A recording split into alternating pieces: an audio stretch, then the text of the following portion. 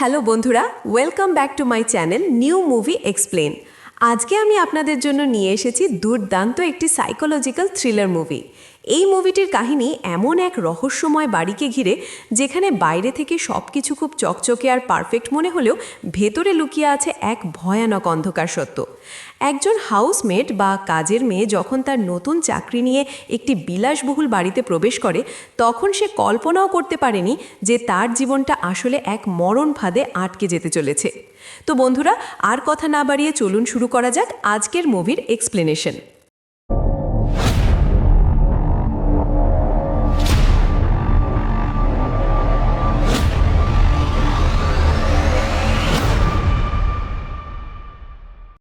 মুভির শুরুতেই আমরা মিলি নামের এক তরুণীকে দেখতে পাই, যে তার জীবনের এক নতুন শুরুর আশায় নিউ ইয়র্কের উইনচেস্টার পরিবারের বিলাসবহুল বাড়িতে এসে পৌঁছায়।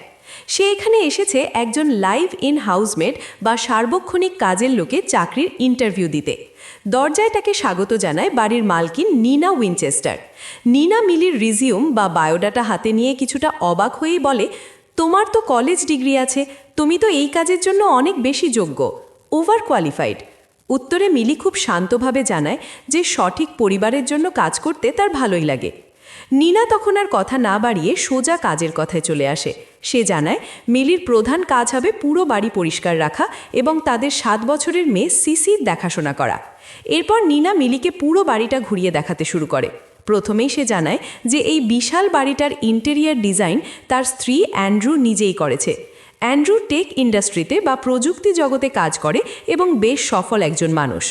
বাড়ি ঘোরানোর সময় নিনা মিলিকে একটি বিশেষ রুমে নিয়ে যায়।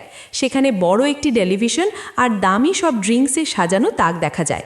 নিনা বলে তার স্ত্রী অ্যান্ড্রু তার অবসর সময়টা এখানেই কাটাতে পছন্দ করে, তবে সে মিলিকে আশ্বস্ত করে বলে, তুমি চাইলে যে কোনো সময় এই রুমটা ব্যবহার করতে পারো। এরপর তারা দ্বিতীয় একটি লিভিং রুমে যায়, যেটা দেখে মনে হয় খুব কমই ব্যবহার করা হয়। এত গোছানো আর পরিপাটি বাড়ি দেখে মিলি কিছুটা ইতস্তত করে জিজ্ঞেস করেই ফেলে, সব কিছু তো খুব পরিপাটি, আপনাদের কি সত্যি কোনো ন্যানি বা কাজের লোকের দরকার আছে? তখন নিনা তার আসল সমস্যার কথা শেয়ার করে। সে মিলিকে চুপি চুপি জানায় যে সে গর্ভবতী এবং এই অবস্থায় তার সবটুকু সাহায্য প্রয়োজন। কিন্তু নিনা মিলিকে অনুরোধ করে যে এই প্রেগনেন্সির খবরটা যেন এখনই অ্যান্ড্রুকে না জানানো হয়, কারণ সময়টা খুব অল্প, তাই সে নিশ্চিত হয়ে তবেই স্বামীকে জানাতে চায়। মিলি মাথা নেড়ে তাকে অভিনন্দন জানায়। এরপর নিনা তাকে মেয়ের সিসির ঘর দেখায় এবং একটি সুন্দর মিনিয়েচার বা ছোট মডেল বাড়ির দিকে ইঙ্গিত করে বলে, এটা অ্যান্ড্রু বানিয়েছে। সবশেষে নিনা মিলিকে তার নিজের থাকার ঘরটি দেখাতে নিয়ে যায়। এই ঘরটি বাড়ির মূল অংশ থেকে কিছুটা আলাদা এবং নির্জন। নিনা বলে, তুমি চাইলে এখানে গাছপালা দিয়ে সাজাতে পারো কিংবা জোরে গানও বাজাতে পারো, কারণ এই রুমটা সাউন্ড প্রুফ, মানে ভেতর থেকে চিৎকার করলেও বাইরে শব্দ যাবে না। বিষয়টা কিছুটা অদ্ভুত এবং ভয়ের ইঙ্গিত দিলেও মিলি তখন সেটা বুঝতে পারে না। ট্যুর শেষ করে নিনা মিলির হাতে যাতায়াত খরচ বা গ্যাসের জন্য $20 একটি নোট ধরিয়ে দেয় এবং বলে যে সিদ্ধান্ত নিলে তাকে ফোন করে জানানো হবে। বাড়ি থেকে বেরিয়ে মিলি মনে মনে ভাবে নিনা হয়তো তাকে আর ফোন করবে না, কারণ মিলির রিজিউমে যা কিছু লেখা আছে তার সবই মিথ্যা। ব্যাকগ্রাউন্ড চেক করলেই নিনা সব ধরে ফেলবে। এরপর আমরা মিলির বর্তমান অবস্থার ভয়াবহতা দেখতে পাই। সে একটি পাবলিক টয়লেটে গিয়ে ফ্রেশ হয় এবং রাতে নিজের গাড়িতেই ঘুমায়, অর্থাৎ তার থাকারও কোনো জায়গা নেই। এই চাকরিটা তার জন্য বাঁচা মরার লড়াই। পরের দিন সকালে মিলির ফোনে একটি কল আসে। অপর পাশ থেকে নিনা জানায়, অভিনন্দন মিলি, তুমি চাকরিটা পেয়েছো। মিলি কৃতজ্ঞতায় ফেটে পড়ে।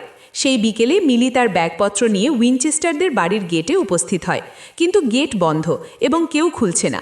পাশে দাঁড়িয়ে থাকা এক ব্যক্তিকে মিলি গেটের অ্যাক্সেস কোড জানে কিনা জিজ্ঞেস করতেই হঠাৎ গেটটি খুলে যায়। বাড়ির ভেতরে ঢুকে মিলি অবাক হয়ে যায়। ইন্টারভিউয়ের দিন যে বাড়িটি একদম পরিপাটি ছিল, আজ সেটা সম্পূর্ণ অগোছালো এবং লণ্ডভণ্ড অবস্থায় আছে। নিনা তাকে দেখে বলে, ভালোই হলো তুমি এসেছো, আমাকে এখন আমার পিটিএ স্পিচ রেডি করতে হবে, তুমি জলদি ঘরদোর পরিষ্কার করে ফেলো। নিনা মিলির ব্যাগগুলো তার ঘরে রেখে দেওয়ার অফার করে। মিলি কোনো প্রশ্ন না করে পুরো বাড়ি ঝকঝকে তকতকে করে ফেলে। কিছুক্ষণ পর অ্যান্ড্রু তার মেয়ে সিসিকে নিয়ে বাড়ি ফেরে। নিনা তাদের সাথে মিলির পরিচয় করিয়ে দেয় এবং জানায় যে মিলি এখন থেকে তাদের সাথেই থাকবে। অ্যান্ড্রু প্রথমে কিছুটা দ্বিধায় থাকলেও নিনা তাকে আশ্বস্ত করে যে মিলির দ্বারা তাদের অনেক উপকার হবে। শেষমেশ অ্যান্ড্রু তাকে স্বাগত জানায়। এরপর মিলি তার জন্য বরাদ্দ করা সেই ঘরে যায়। সে লক্ষ্য করে ঘরের ভেতরে একটি ছোট ফ্রিজ আছে যা পানির বোতলে ভর্তি। কিন্তু তখনই সে একটি অদ্ভুত বিষয় খেয়াল করে। ঘরের দরজাটা ভেতর থেকে লক করা যায় না, শুধুমাত্র বাইরে থেকেই লক করা সম্ভব। সে জানালা খোলার চেষ্টা করে দেখে, সেটাও জ্যাম হয়ে আছে, কিছুতেই নড়ছে না। ঠিক সেই মুহূর্তে নিনা রাতের খাবার নিয়ে ঘরে ঢোকে। সে জানায়, জানালাটা আসলে খোলা যায় না, তবে আমি খুব শিগগিরই একজন মিস্ত্রি ডেকে ঠিক করে দেব। মিলি কৌতূহলী হয়ে জিজ্ঞেস করে, বাইরে যে লোকটা কাজ করছিল সে কি ঠিক করতে পারবে না? নিনা মাথা নেড়ে বলে, না, ও তো এনজো, ও শুধু বাগানের দেখাশোনা করে। মিলি তখন নিনার কাছে তার রুমের চাবি চায়। নিনা হেসে বলে, আমি পরে চাবি দিয়ে দেব। আসলে এই রুমটা আগে অ্যান্ড্রুর পুরনো ফাইলের স্টোর রুম বা গুদামঘর ছিল, তো তাই এমন অবস্থা। যাওয়ার আগে মিলির হাতে একটি ব্র্যান্ড নিউ ফোন ধরিয়ে দেয়। সে জানায় এই ফোনে বাড়ির ক্রেডিট কার্ড লিঙ্ক করা আছে, যাতে মিলি কেনাকাটা বা বাড়ির প্রয়োজনে খরচ করতে পারে। পরদিন সকালে মিলির ঘুম ভাঙতে একটু দেরি হয়ে যায়। সে তাড়াহুড়ো করে নিচে নেমে দেখে এক লঙ্কা কাণ্ড। নিনা রাগে লিভিং রুমের জিনিসপত্র ছুঁড়ে ফেলছে। মিলি ভয়ে ভয়ে জিজ্ঞেস করে, কি হয়েছে? নিনা চিৎকার করে বলে, আমি আমার পিটিএ স্পিচটা কাউন্টারের ওপর রেখেছিলাম, এখন সেটা পাচ্ছি না, তুমি নিশ্চয়ই ওটা ফেলে দিয়েছ। মিলি আকাশ থেকে পড়ে। পরিস্থিতি উত্তপ্ত দেখে অ্যান্ড্রু এগিয়ে আসে এবং তার স্ত্রীকে শান্ত করার চেষ্টা করে। অ্যান্ড্রু নিনাকে বলে, আমি সিসিকে স্কুলে দিয়ে আসছি, তুমি বরং স্পিচটা আবার নতুন করে লেখা শুরু করো, সন্ধে পর্যন্ত তো সময় আছে। মিলি যখন ছড়িয়ে ছিটিয়ে থাকা জিনিসপত্র পরিষ্কার করতে শুরু করে, তখন অ্যান্ড্রু তাকে বলে, আমি বুঝতে পারছি না নিনা আজকাল কেন এত ইমোশনাল হয়ে যাচ্ছে। সে মিলিকে সাহায্য করতে যায়, কিন্তু মিলি ভদ্রভাবে মানা করে দেয়। এরপর যখন মিলি বাইরে ময়লা ফেলতে যায়, তখন তার দেখা হয় বাগানের মালি এনজোর সাথে। এনজো মিলিকে দেখে রুক্ষভাবে জিজ্ঞেস করে, তুমি এখানে কি করছো? মিলি কিছু বলার আগেই এনজো নিনাকে জানলার পাশে দেখতে পায় এবং বিড়বিড় করে কিছু একটা বলে দ্রুত সেখান থেকে সরে যায়। এনজোর এই আচরণ মিলি মনে সন্দেহের দানা বাঁধে। পরে যখন মিলি মাস্টার বেডরুমের টয়লেট পরিষ্কার করছিল, সে সেখানে একটি ট্যাবলেট খুঁজে পায়। ঠিক তখনই নিনা ভূতের মতো তার পেছনে এসে দাঁড়ায় এবং অদ্ভুত সব কথা বলতে শুরু করে। সে বলে, জানো মিলি, আমি কখনোই অন্য মায়েদের সাথে ঠিক খাপ খাওয়াতে পারি না। তার কথার ধরন ছিল বেশ অস্বাভাবিক।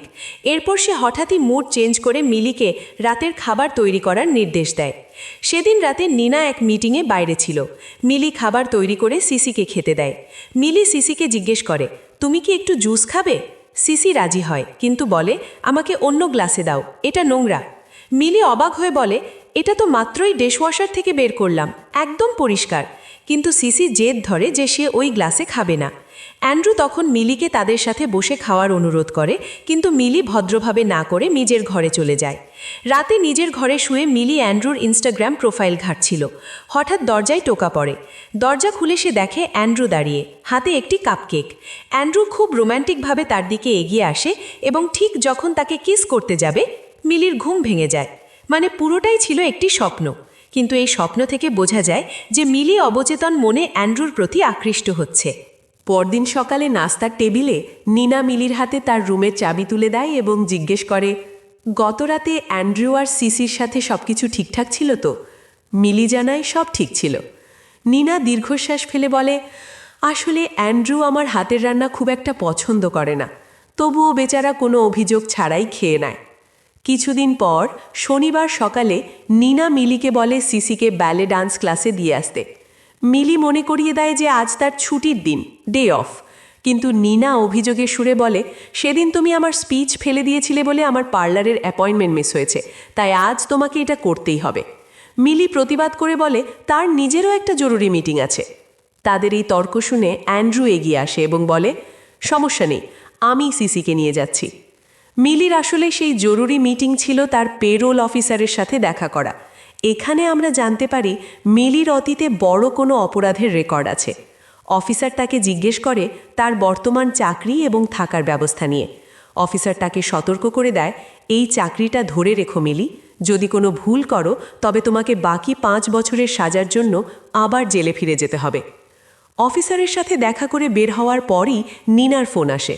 সে মিলিকে বলে সিসিকে ব্যালে ক্লাস থেকে পিক করতে। উপায় না দেখে মিলি সেখানে যায়।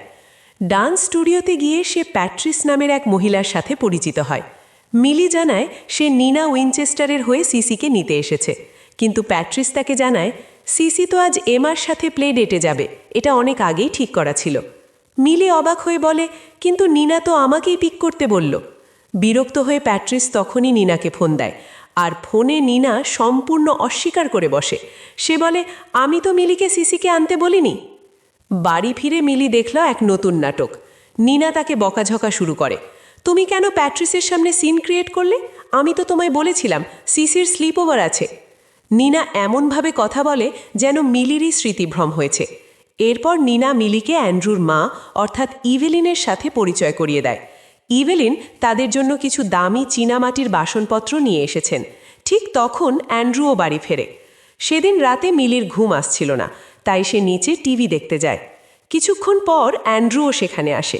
মিলি উঠে চলে যেতে চাইলে অ্যান্ড্রু তাকে থাকতে বলে। দুজনে মিলে টিভিতে ফ্যামিলি ফিউড শো দেখতে শুরু করে। কথায় কথায় অ্যান্ড্রু মজা করে বলে, আমি, তুমি, বাবা মা আর নিনা মিলে খেললে আমরাই জিততাম। মিলি তখন জিজ্ঞেস করে, নিনার বাবা মা কোথায়? অ্যান্ড্রু তখন এক ভয়াবহ তথ্য দেয়।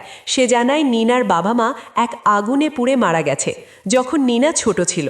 পুলিশ কখনোই দোষীকে ধরতে পারেনি, তবে গুজব আছে যে নিনা নিজেই নাকি সেই আগুন লাগিয়েছিল। গল্পের এই মোড় মিলিকে শিউরে তোলে। ঠিক সেই মুহূর্তে নিনা সেখানে এসে উপস্থিত হয় এবং তাদের দুজনকে একসাথে দেখে ফেলে। অ্যান্ড্রু দ্রুত পরিস্থিতি সামাল দিয়ে সেখান থেকে সরে যায়। কিন্তু নিনা শান্ত হয় না। সে মিলিকে তৎক্ষণাৎ চাকরি থেকে বরখাস্ত বা ফায়ার করে দেয়। মিলি তার কাছে ভিক্ষা চাওয়ার মতো করে অনুরোধ করে, কারণ এই চাকরি গেলে তার প্যারোল ভায়োলেশন হবে এবং জেলে যেতে হবে। নিনা কিছুক্ষণ চুপ থেকে রাজি হয়, কিন্তু কঠিন গলায় হুমকি দেয়, আমার স্বামীর থেকে একদম দূরে থাকবে। নিনার সেই চরম সতর্কবাণীর পরদিন বাড়িতে এক পিটিএ বা প্যারেন্টস টিচার্স অ্যাসোসিয়েশনের মিটিং বসে। মিলি সেখানে খাবার পরিবেশন করছিল। তখন সে শুনতে পায় উপস্থিত মায়েরা তাদের ন্যানিদের নামে জঘন্য সব সমালোচনা করছে। ঠিক সেই সময় নিনা ঘোষণা দেয় যে সে একজন নতুন ন্যানি খুঁজছে। সবাই অবাক হয়ে যায়, কারণ মিলি তো সামনেই দাঁড়িয়ে। নিনা তখন কথার মোড় ঘুরিয়ে বলে, সেই এবং অ্যান্ড্রু আসলে আবার নতুন করে কনসিভ করার বা বাচ্চা নেওয়ার চেষ্টা করছে এবং তারা খুব শীঘ্রই ফার্টিলিটি ক্লিনিকে যাবে। এই কথা শুনে অন্য মায়েরা তাকে নিয়ে আধিক্যতা শুরু করে। হঠাৎ নিনার ফোনে একটি কল আসে এবং সে সেখান থেকে উঠে যায়। নিনা চলে যেতেই বাকি মায়েরা তাদের আসল রূপ দেখায়।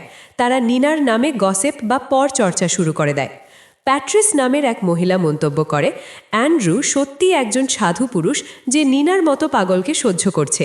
তারা আলোচনা করতে থাকে যে বিয়ের সময় নিনার কিছুই ছিল না এবং একসময় নিনা নাকি 9 মাস পাগলা গরদে ভর্তি ছিল। এই তথ্যগুলো শুনে মিলি চমকে যায়। সেদিন রাতে মিলি তার ডায়েরিতে সব কিছু লিখে রাখে। তার মনে হয় নিনা নিশ্চয়ই পাগল, নইলে প্রেগন্যান্সি নিয়ে এমন মিথ্যে কথা কেন বলবে। হঠাৎ মিলির ঘরের দরজা খুলে নিনা ঝড়ের গতিতে প্রবেশ করে। সে মিলিকে অনুরোধ করে আগামী শনিবার সিসিকে দেখে রাখার জন্য, কারণ সেদিন সে আর অ্যান্ড্রু শহরের ডাক্তারের কাছে যাবে। মিলি রাজি হয়ে যায়। শনিবার সকালে নিনা আর অ্যান্ড্রু বেরিয়ে যাওয়ার পর মিলি বাথরুমে ঢুকে মেডিসিন ক্যাবিনেট চেক করে। সেখানে সে নিনার নামে কিছু ওষুধের বোতল পায়। ওষুধগুলোর নাম দেখে মিলি বুঝতে পারে এগুলো অ্যান্টিসাইকটিক বা মানসিক রোগের ওষুধ। অর্থাৎ গসিপগুলো সত্যি ছিল, নিনা আসলে মানসিকভাবে অসুস্থ। এরপর মিলি তার বন্ধু লেক্সিকে ভয়েস মেল পাঠায়। সে বলে, লেক্সি, তুমি কি অন্য কোনো চাকরির খোঁজ জানো? আমার এই বাড়ি থেকে পালানোর দরকার। কিন্তু ঠিক তখনই সিসি সেখানে এসে সব শুনে ফেলে। সিসি জিজ্ঞেস করে, তুমি কি চলে যাচ্ছ? মিলি সিসিকে আশ্বস্ত করে বলে, না, আমি কোথাও যাচ্ছি না। সিসিকে খুশি করার জন্য মিলি তাকে স্যান্ডউইচ বানিয়ে দেয়। খাওয়া শেষে পরিবেশটা হালকা করার জন্য মিলি সিসিকে জিজ্ঞেস করে, তোমার স্কুলে কি কাউকে পছন্দ বা ক্রাশ আছে? এই প্রশ্নটা করতেই সিসির মেজাজ বিগড়ে যায়। সে রেগে বলে, তোমাকে আমার বন্ধু হতে হবে না। মিলি খুব মিষ্টি করে উত্তর দেয়, কিন্তু আমি তোমাকে পছন্দ করি, তাই আমি তোমার বন্ধু হতে চাই। সিসি তখন শান্ত হয়ে তার ডল হাউস বা পুতুল ঘর নিয়ে খেলতে শুরু করে। খেলার ছলে সিসি মিলির কাছে জুস চায়। মিলি যখন জুস ঢালছিল তখন সিসি খুব অদ্ভুত এবং বড়দের মতো একটা কথা বলে। সে বলে, জুস হলো একটা বিশেষ সুবিধা, এটা ফেলা যাবে না। 7 বছরের বাচ্চার মুখে এমন কথা শুনে মিলি অবাক হয়। এরপর মিলি সিসির হাতে তার নিজের ঘরের একটি ট্রোল ডল দেখতে পায়। মিলি রেগে গিয়ে সিসিকে বকা দেয় এবং বলে ভবিষ্যতে যেন সিসি কখনো তার অনুমতি ছাড়া তার ঘরে না ঢোকে। হঠাৎ ওপরতলা থেকে নিনার চিৎকার শোনা যায়। মিলি দৌড়ে ওপরে যায়। পরে সে জানতে পারে নিনার প্রিম্যাচিওর ওভেরিয়ান ইনসাফিসিয়েন্সি আছে, মানে সে কখনোই মা হতে পারবে না। অ্যান্ড্রু তখন মিলিকে আড়ালে ডেকে বলে, আমরা বছরের পর বছর চেষ্টা করছি, কিন্তু লাভ হয়নি।